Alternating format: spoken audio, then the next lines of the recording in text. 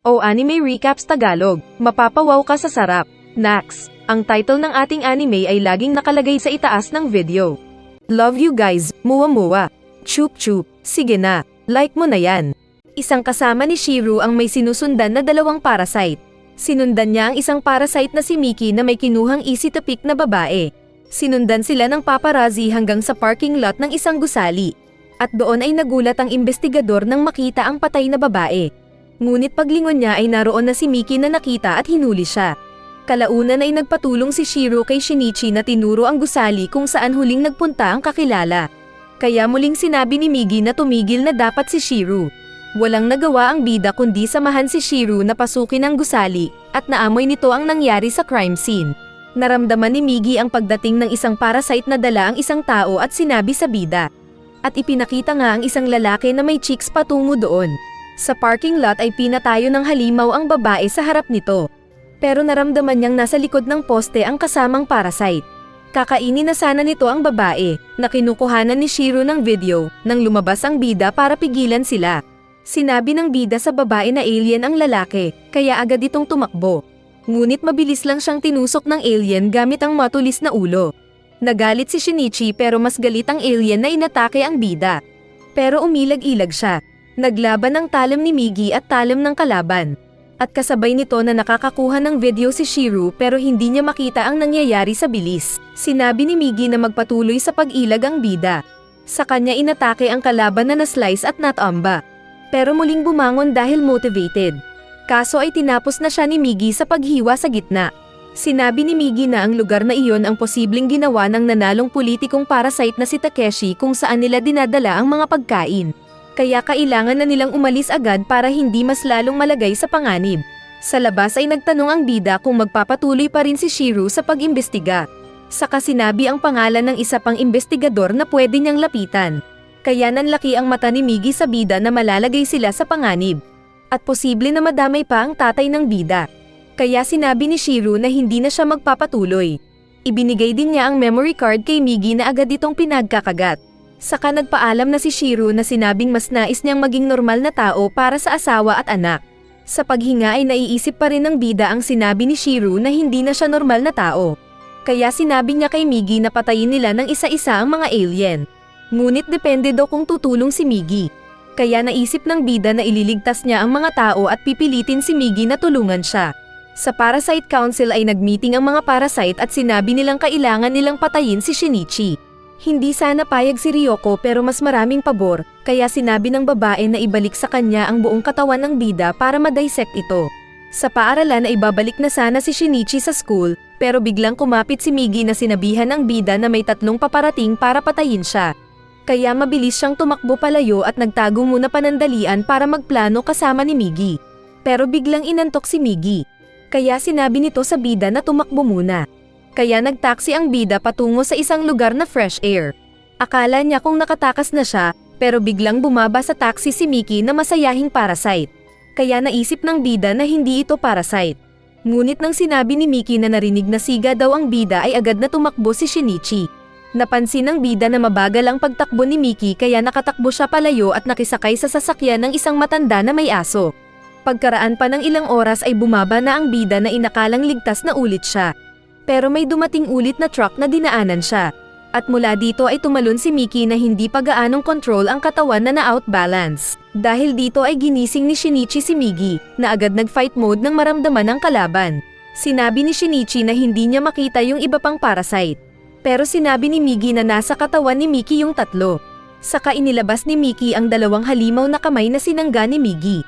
Samantala sa ibang lugar ay may pinasabog na opisina ang 2 parasite na Kasano at Hakowa. Sa kapag-uwi ni Shiro ay na-horror ito nang makita ang asawa at anak na kinain na ng halimaw.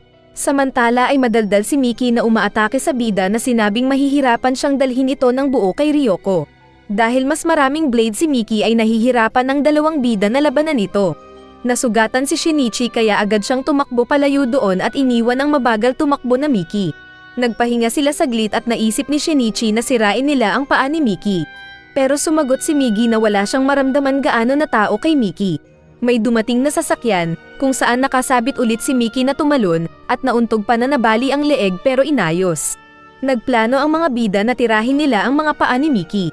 Kaya nang muli silang atakehin ni Mickey gamit ng dalawang kamay, ay pinuntahan ni Miggy ang paa ng kalaban na sinugat, at natawa pa ito.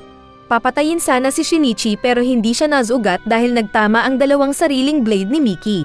Sinabi ni Miggy na parasite din ang paa ni Mickey. Saka sila nagpatuloy sa pagtakbo at nagpunta sila ng kagubatan. Ipinaliwanag ni Miggy na nagkakaroon ng problema ang parasite sa ulo na kontrolin ang dalawang kamay, kaya maging ang ulo ay hindi nagiging patalim para sana umatake. Sinabi ni Miggy na ang posibleng weakness ng kalaban ay ang leeg nito na kumokontrol sa katawan. Kaya ito ang titirahin nila. Kaya nagpailag-ilag si Shinichi na gumamit ng same pattern para mahilo si Mickey. At nang magkaroon ng pagkakataon ay mabilis silang tumakbo palapit at pinugot ng bida si Mickey. Ngunit biglang nagpunta sa ulo ang nasa kanang kamay na parasite. Saka tinawag si Mickey sa kamay na tumalon-talon pabalik. Doon napagtanto ni Miggy na 5 parasite ang kalaban nila na nakatira sa nag-iisang host. At nagulat sila nang maging si Goto ang kalaban. Sinabi ni Goto na sila lang ni Mickey ang nakakakontrol sa katawan. Pero siya ang mas bihasa. Nagpatalon-talon si Goto sa mga puno saka mabilis na umatake mula sa itaas, at umilag ang bida. Saka din agad tumakbo para sa buhay. Muntikan na silang mahuli pero nagawa nilang makatakas sa mga puno at matakbuhan si Goto. Mabilis silang nagpunta ng kalsada at sumabit sa truck na dumaan. At pag-upo ng napagod na bida ay nagulat sila nang makitang sumusunod sa pagtakbo si Goto gamit ang parasite na mga paa. Naabutan sila sa truck kaya kinalaban ulit ito ni Miggy. Nakita ng truck driver ang kalaban kaya ito natakot. At habang paakyat ng truck si Goto ay nagpunta ng drive wheel si Miggy at inalag-alog ang sasakyan hanggang mabunggo si Goto ng isa pang delivery truck. Naitapon si Goto na nawalan ng malay. Pero dahil natatakot ang driver ng truck nila ay nagpatuloy ito sa pag-drive na iniwan ang coalition scene. Naiinis ang dalawang tao na tinanong kung ayos lang si Goto. Bumangon ang halimaw na sinabing kailangan pa nito ng dagdag dugo. Kaya agad niyang kinagat ang ulo ng isang tao. Saka pinatay ang isa pa. Samantala ay nasa interrogation room si Shiro na hinihiling makausap si Hirama. Ngunit ibang detective ang humarap na sinabing alam ni Shiro ang patungkol sa mga parasite. Kaya napasigaw na lang ang kawawang lalaki. Nakarating ng isang bayan ang mga bida at nagugutom si Shinichi pero walang pera. Kaya inilabas ni Miggy ang ninakaw nitong pera ng truck driver. Kumain sila sa isang resto doon at napanood nila sa news ang pagkamatay ng pamilya ni Shiro at pagkasunog ng opisina nito. Kaya agad tinawagan ng bida ang ama na sinabing umalis ng bahay dahil patungo doon ang parehong klase ng halimaw na pumatay sa ina. At nang masiguro ng tatay na ligtas si Shinichi ay sinabi nitong aalis. Kinausap naman ni Hirama si Shiro patungkol sa mga parasite. At bago ito magsalita ay sinabi ni Shiro na kailangan ng tahimik na lugar kung saan siya makakapagsulat patungkol sa mga parasite. Sa panaginip ni Shinichi ay kinakausap siya ni Miggy sa kakaibang itsura nito, pero palagi daw nakakalimutan ng bida. Saka nagising ulit ang bida sa isang waiting shed. Sinabi naman ni Ryoko na mag-ingat ang mga kalahi niyang parasite at huwag maisi ang mga tao. Dahil may kakaibang ugali ang mga tao na kapag nagkaisa ay tigok silang lahat. Kaya sa isip ni Kasano ay nag-aalangan ito kung kasama nila ang babae. At nang wala na ang babae ay nais niyang patayin si Ryoko. Sa kwarto kung saan dinala ni Hirama si Shiro ay nakita nilang wala na ang lalaki. Pero naisulat nito sa notebook ang lahat ng mga kasangkot sa parasite project niya. At ipinakita si Shiro na naglalakad at nais patayin si Ryoko para mag-higanti. Nahanapan ni Shiro si Ryoko na nais niyang patayin. Pero nararamdaman ni Ryoko ang panganib sa paligid. Sa daan ay lumabas si Kasano at iba pa na nais siyang patayin. Pero ramdam ng babae ang intent to kill ng mga ito, kaya hinamon niya ang mga kalahi na maglaban na sila. Sinabi ni Kasano na hindi daw alam ni Hirakawa at Goto ang balak nilang pagpatay kay Ryoko. Naunang umatake ang matanda na sinangga ni Ryoko, saka nagpunta ang babae sa isang sirang gusali. Sinabi ng matanda na mas malakas siya kahit one-on-one ang laban nila ni Ryoko. Naglaban ang kanilang mga tusok at nahati ng matanda ang tusok ni Ryoko. Ngunit pinasok ng tusok ng babae ang katawan ng matanda na nasasaktan. Saka napapatawa si Ryoko na muling tumakbo. Sa daan ay nagulat ang dalawang tao nang makita ang halimaw na Ryoko na tumatakbo at tumatawa na nahati ang mukha. Nilapitan nila ang parasite na ginawang buo ulit ang ulo. Kaya nakahinga ng maluwang ang dalawang extra. Pero biglang nagsalita ang nagiba ng mukha na Ryoko at pinakitang nahahati pa rin ang mukha nito. Kaya muling napahiga sa takot ang mga tao. Saka tumatawa si Ryoko na tumakbo paalis. Nakita siya ni Kasano na inisip na nasiraan na ng ulo ang isang dating pinakamagaling na parasite. Saka siya bumalik para tulungan ang mga kasama. Ngunit hindi niya alam na pinagmamasdan pa rin siya ni Ryoko. Samantala ay patuloy na naging parasite ang kalahati ni Ryoko sa naunang parasite. At pinagsasira nito ang matandang parasite na nabutas ang tiyan. Saka lumipat kay Hakowa na pinasok ang dibdib. Pagdating ni Kasano ay nakita nitong naging pangit na si Hakowa na kinokontrol ni Ryoko. Kaya inatake niya ito at naglaban silang dalawa. Pero si Ryoko ang kumokontrol kay Hakowa. Dahil patuloy sa paglapit si Hakowa ay pinagpuputol ni Kasano ang katawan nito at maging ang leeg kaya tigok ang mga kasama. Hinamon pa ni Kasano si Ryoko na lumabas. At lumabas nga sa likod si Ryoko na pinaghahati ang hindi nakalaban na Kasano. Nahulog ang ulo nito na binalak pang lumaban pero itinapon lang ng babae.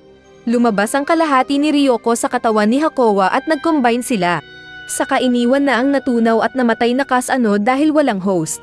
Ngunit pagbalik ni Ryoko sa bahay ay nakita niyang wala na ang baby nito at may sulat na nakalagay. Nagpunta ng bahay ni Shinichi si Ryoko at tinawagan ang bida gamit ang sariling landline. Sinabi nitong may ibibigay sa kanya dahil half-half ang bida na pwede niyang pagkatiwalaan. Saka nakita nito sa PC ang pagmamahal ng ina ni Shinichi sa kanya. At naalala ang pinatay niyang ina ni Ryoko. Nakita ni Satomi na lumabas ng bahay ni Shinichi si Ryoko gamit ang ibang itsura. Kaya nagtanong si Satomi kung nasaan ang lalaki. Sumagot si Ryoko na ayos lang si Shinichi at babalik din ito. Saka din umalis si Ryoko. Pinuntahan ni Ryoko si Shiro na daladala ang sanggol at sinabi ng lalaki na nagtaka siya kung bakit naroon ang babae. Hindi naniniwala si Shiro na may puso ang mga alien na tulad niya. Ngunit naroon din pala si Shinichi kaya naramdaman ni Migi ang kakaibang wavelength ng signal ni Ryoko. Kakaibang emosyon daw ito. Kunwari binuhat ni Shiro ang baby para ibato sa mataas na view deck. Pero mabilis na siyang tinusok ni Ryoko sa likod at agad na kinuha ang baby mula kay Shiro. Nagulat si Shiro dahil may pagmamahal si Ryoko sa sanggol, saka din ito nahulog sa baba. Dumating naman ang grupo ni Hirama na agad nakita si Shiro nang marinig ang sigaw ng isang babae. Nagtanong si Hirama kung nasaan ang mga halimaw. Kaya sumagot si Shiro na hawak ni Ryoko ang isang sanggol na nabahira ng dugo niya ang damit nito. Kaya agad nagkalat ang mga agents para hanapin ang halimaw. Pinipilit pang pakantahin ni Hirama ang namamatay na tao kung sino ang kaibigan nito, ngunit namatay na si Shiro. Kalaunan pa ay nagpakita si Ryoko kay Shinichi na sinadyang hinintay siya. Galit si Shinichi na gusto sana ng laban, pero inawat siya ni Migi. Saka sinabi ni Ryoko na napag-aralan na niyang pwede silang mabuhay ng payapa. Saka sinabihang huwag na huwag nilang lalabanan si Goto dahil napakalakas nito kumpara sa kanila. Agad na dumating sina Himara at ng mga tao nito. At napagtanto ng pulis na ang babae ay si Ryoko na killer ni Shiro. At ang isa pa ay ang nakita na nitong bata. Sinabi ng pulis kay Shinichi na sabihin nito ang pangalan niya na sinabi naman ng bida. Kaya nasabi ni Himara sa mga tao na tao ang bata. Inilabas nila ang mga pistol at tinutukan si Ryoko na kunwari nagmamakaawa. Ngunit hindi naniniwala si Hirama na binaril ang ulo ni Ryoko. Napatigil sila nang makitang natama ng ulo ni Ryoko pero hindi namatay. Saka inutusan pa ni Himara ang mga kasama na pagbabarilin ang alien. Pinagbabaril ng mga pulis si Ryoko habang sumisigaw si Shinichi na sinabing tao ang baby. Hindi lumaban si Ryoko, kundi ay pinoprotektahan nito ang sanggol gamit ang katawan.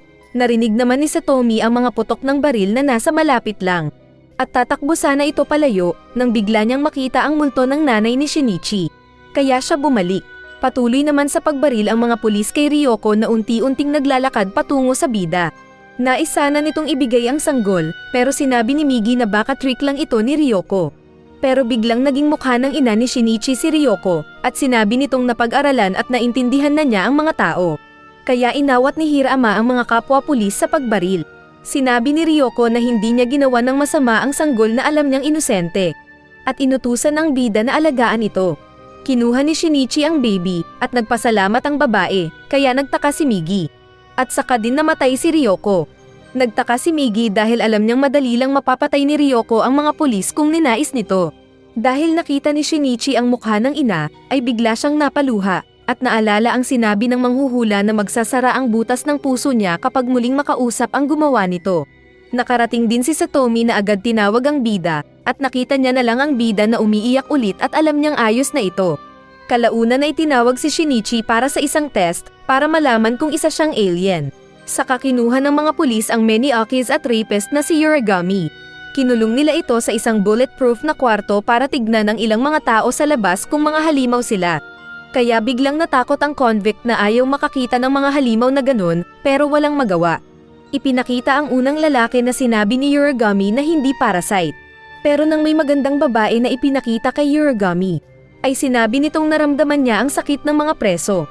Kaya agad niyang hinawakan si Junjun at minasahe, kaya nagulat ang babae at inawat din siya. Nang si Shinichi na ang kaharap ni Uragami ay biglang nagseryoso si Uragami na naging matulis ang paningin nito sa bida. Kaya maging ang mga pulis ay napatigil sa pag-observe. Ipinakita ang pag-iisip ni Uragami na manyak. Hindi niya alam kung paano nalalaman kung isang halimaw ang tao, pero dahil marami na siyang na-rape at napatay na mga babae, at napag-aralan ng katawan ng mga ito, ay alam niya kung tao o hindi ang kaharap. Minsan ay sinundan niya ang isang lalaki na nagdala ng babae sa isang parking lot.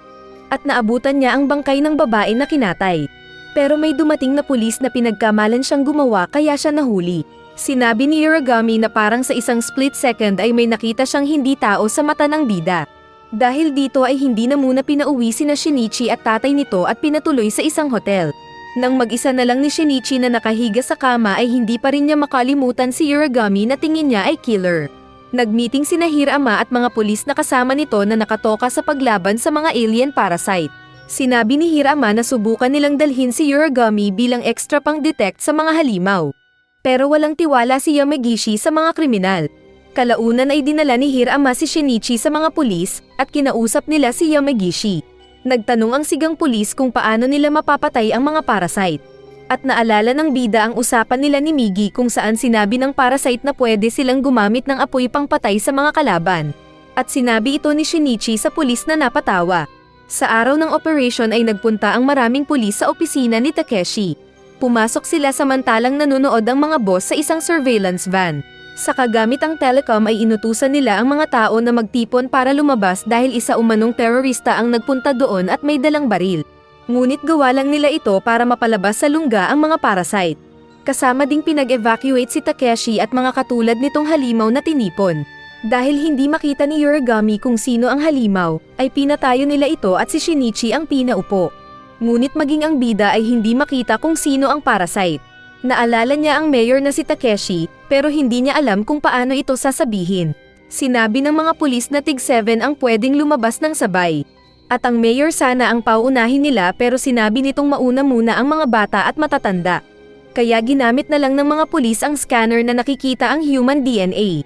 Sa ikatlong batch ng mga lumabas ay nakita nila ang isang babae na walang ulo. Kaya mabilis na nag-assemble ang mga pulis at na-isolate ang parasite. Saka ito binaril sa dibdib. Lalaban pa sana ito na naging halimaw. Pero nanghina at namatay dahil patay ang host. At naramdaman din ito ni Migi na sinabi kay Shinichi. Para maitago ang operation ay agad na isinako nila ang namatay na halimaw. Saka inabante ang mga bus para maitago ang bakas ng dugo. Kaya nagdahilan ang mga pulis na sinabing nag-aalboruto kasi yung gunman kaya nagpaputok. Natunugan ng mga parasite ang balak ng mga pulis sa kanila. Kaya nagdahilan sina Takeshi at mga kasama nitong parasite na puntahan ang iba pang mga tao na nasa itaas na hindi narinig ang kanilang announcement. Pero tinutukan sila ng mga pulis na sinabing bumalik sa pila. Pinapasok naman nila si Uragami na hiningi na matanggal ang pusas. At nang makita nito ang mga nakatayong tao ay sinabi sa mga pulis na alien sila. Tumakbo ang isang lalaki na agad binaril ng isang pulis kaya namatay. Pero sinabi ng manyak na tao ito sa kakinantsawan ang pulis. Ngunit tinuro niya ang natirang dalawa na nakatayo. Pero isang pulis ang napatay agad. Bago na baril ang halimaw na naitapon at namatay sa harap ng kapwa halimaw. Nasira ang detection machine ng mga pulis dahil nataman ng bala na sinabi ng isang doktor. Naging halimaw naman ang babaeng naroon, pero maging siya ay naitapon kalaunan dahil binaril din sa dibdib ng shotgun. Dahil dito ay nagkagulo sa loob ng gusali, at isang tao ang tinapon ng isang halimaw sa isang pulis. Kaya ito binaril ng isa pa pero may taong nasaktan. Saka nag-alisan na rin ang iba pang mga parasite na naroon na hindi nakinig sa utos ng isa pang pulis. Pero pinatay nila ang halimaw na naghahamok sa mga tao. Pumasok si Yamagishi na nagpaputok ng baril. Sinabi nitong magsida pa ang mga tao at huwag tatayo. Pero isang lalaki ang matigas ang ulo na tumayo kaya binaril ito at tigok. Saka sinabi ni Yamagishi na kung tao ang mga nakikinig ay sundin ang kanilang utos. Tinawag ni Yamagishi ang mga kasamang pulis para maglibot pa sa gusali.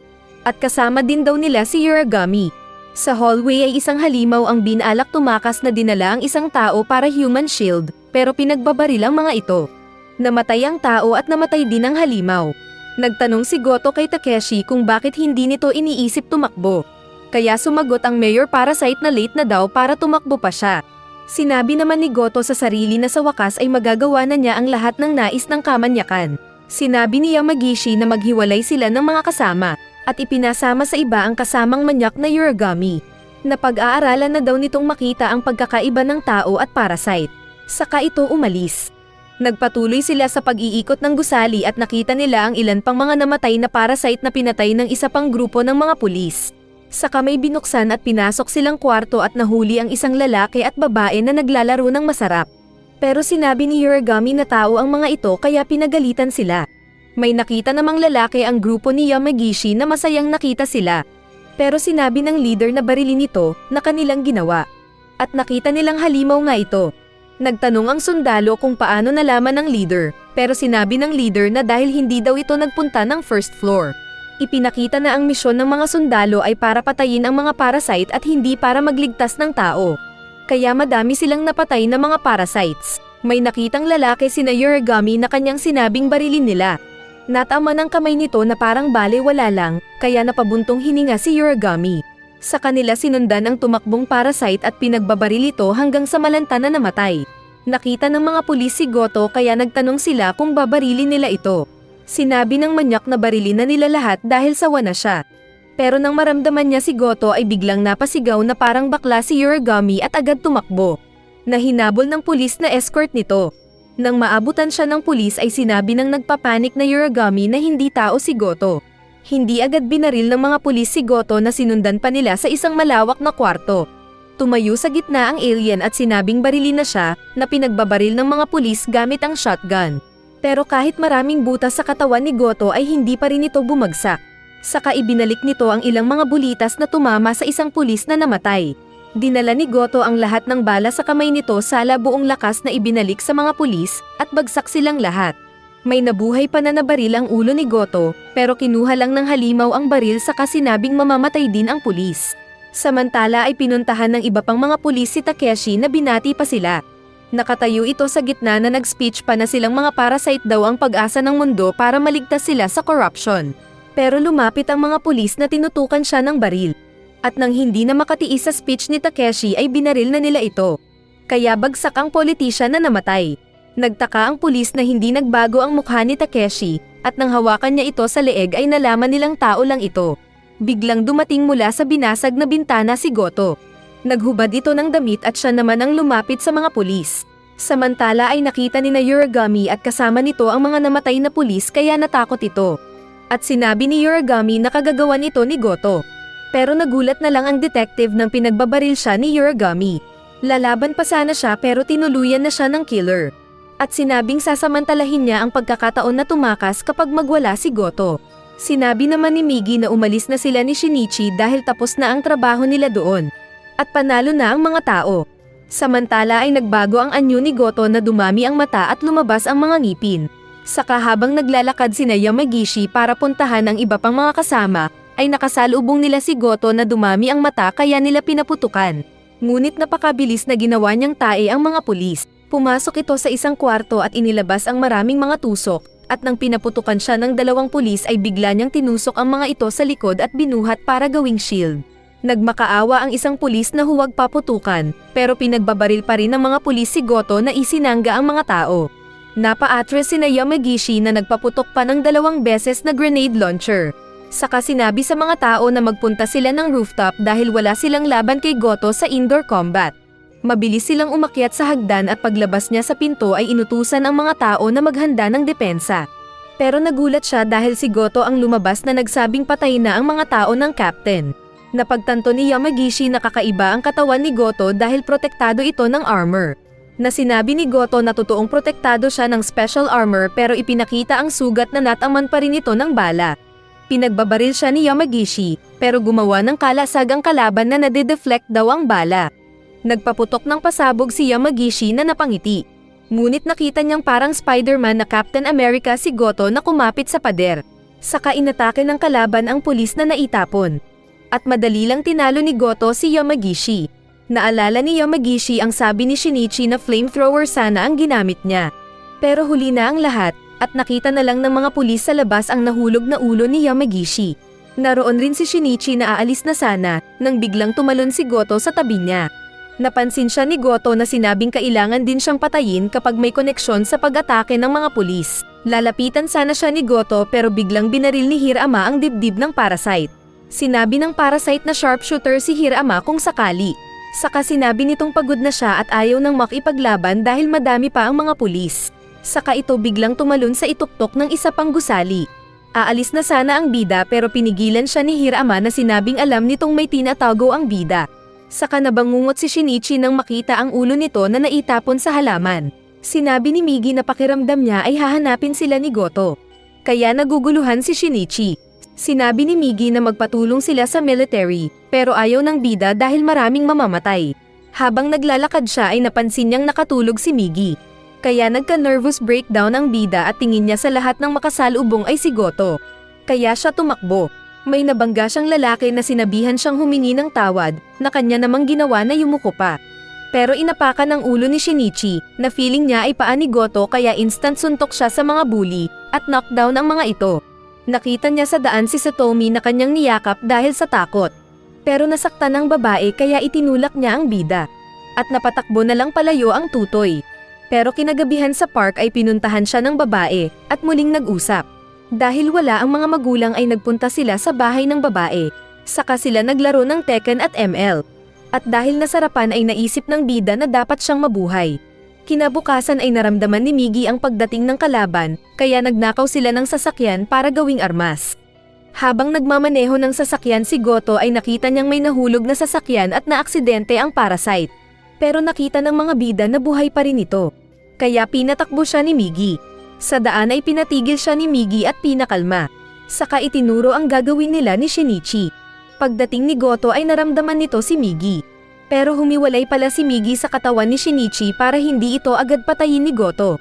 Mabilis na umatake si Goto sa nagtatagong Migi at na-chop-chop nito ang mga puno. Pero hindi mahanapan ni Goto si Shinichi na target nito.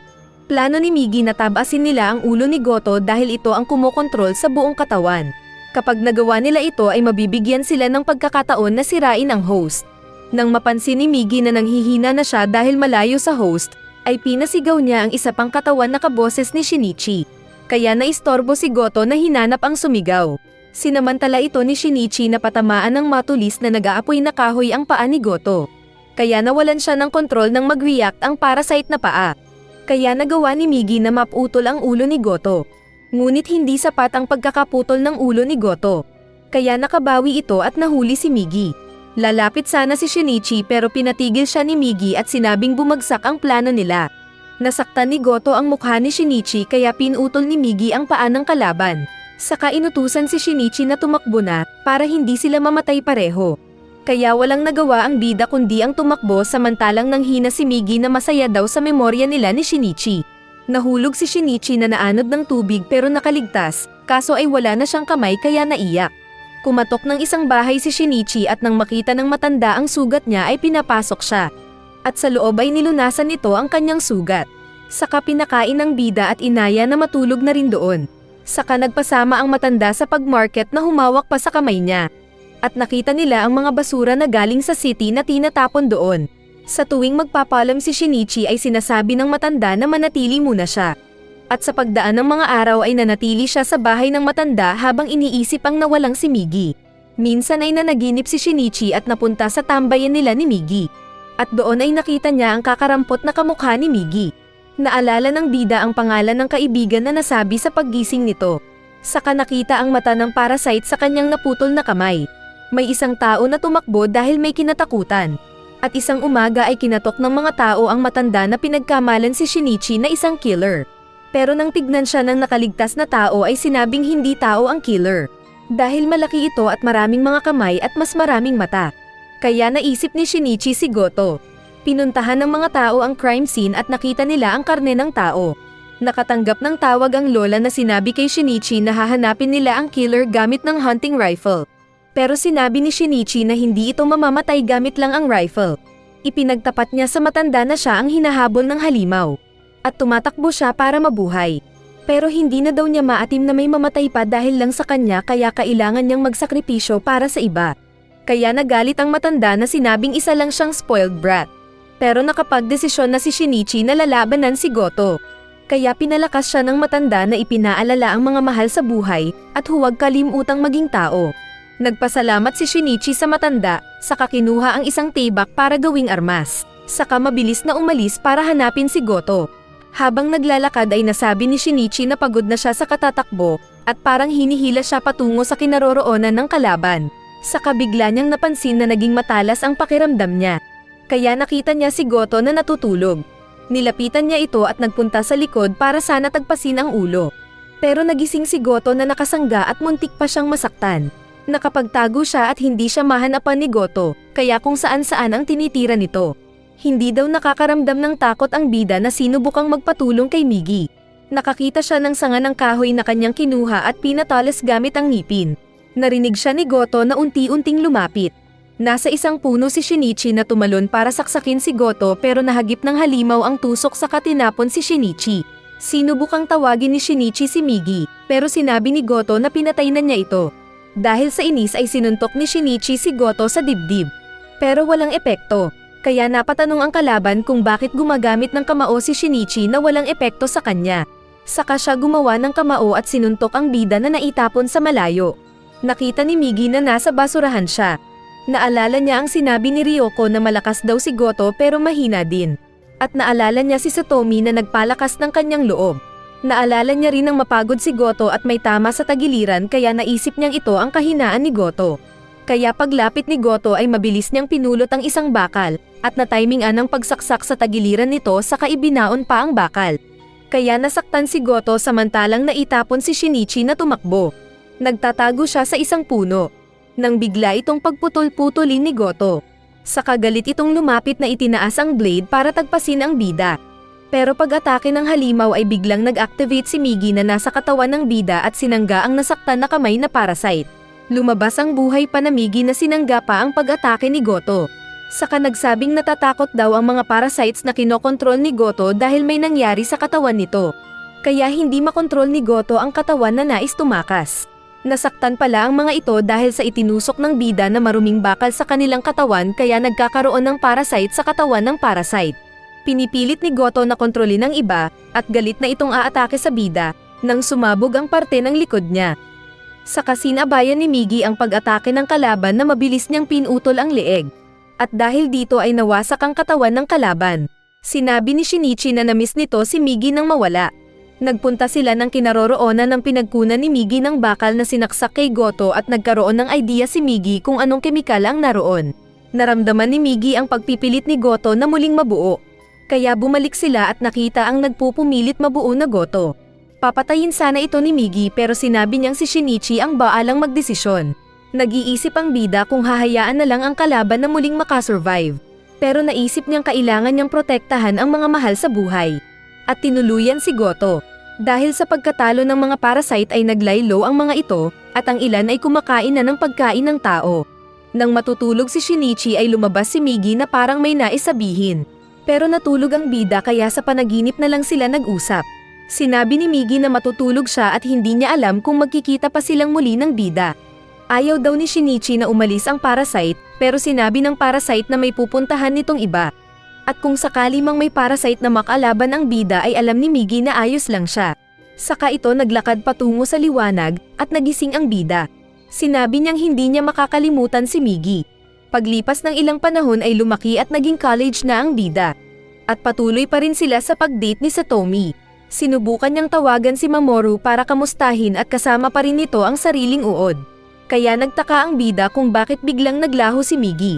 Masaya sila ni Satomi pero hindi nila napansin ang isang manyak sa malapit.